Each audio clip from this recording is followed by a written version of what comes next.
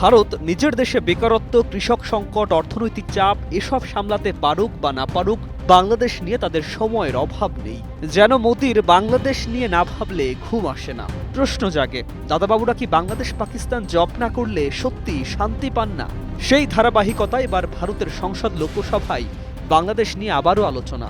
লোকসভায় বাংলাদেশ নিয়ে প্রশ্নের লিখিত জবাব দিলেন ভারতের পররাষ্ট্র প্রতিমন্ত্রী কীর্তিবর্ধন সিং। তিনি বললেন, বাংলাদেশের সঙ্গে ভারতের সম্পর্ক তৃতীয় কোনো দেশের ওপর নির্ভরশীল নয়, স্বাধীন।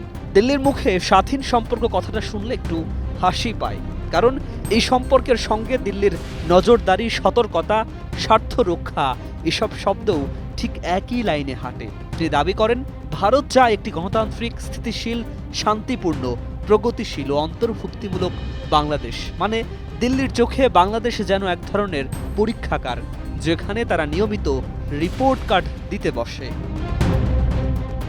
বিদেশ থেকে দেশে রেমিটেন্সের টাকা আসে নিরাপদে, তাই আজই আপনার আপনজনকে বলে রাখুন, রেমিটেন্সের টাকা যেন শুধু নগদেই পাঠায়। এক প্রশ্নে জানতে চাওয়া হয়, বাংলাদেশ ভারত সম্পর্ক কি এখন স্পর্শকাতর এবং পাকিস্তান কি সুযোগ নিচ্ছে? উত্তরে কীর্তিবর্ধন সিং ইতিহাস, ভূগোল, সংস্কৃতি, ভাষা সব সাজিয়ে বললেন, দুই দেশের সম্পর্ক নাকি জনকল্যাণমুখী উন্নয়নের জন্য। কিন্তু পাকিস্তান প্রসঙ্গে তিনি স্পষ্ট করেন, বাংলাদেশের সঙ্গে ভারতের সম্পর্ক অন্য দেশগুলোর থেকে আলাদা ও স্বাধীন। অর্থাৎ দিল্লির বার্তা দাঁড়ালো, বাংলাদেশ কার সঙ্গে কি করবে সেটা বোঝার দায়িত্বও যেন দিল্লিরই। এরপর এলো দিল্লির পুরনো প্রিয় তালিকা, বাংলাদেশে সংখ্যালঘু নির্যাতনের প্রসঙ্গ। প্রতিমন্ত্রী বলেন, ভারত নাকি ধারাবাহিকভাবে বাংলাদেশের কাছে সংখ্যালঘুদের নিরাপত্তার বিষয়টি তুলছে।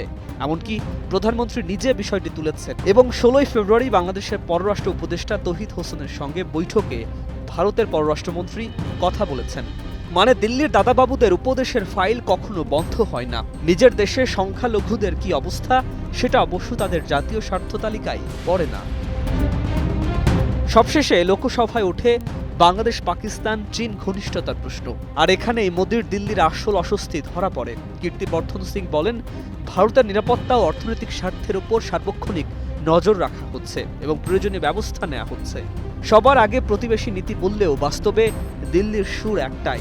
এই অঞ্চলে কেউ যদি দিল্লির দাদাগিরির বাইরে গিয়ে কথা বলে, দিল্লির ঘুম উড়ে যায়।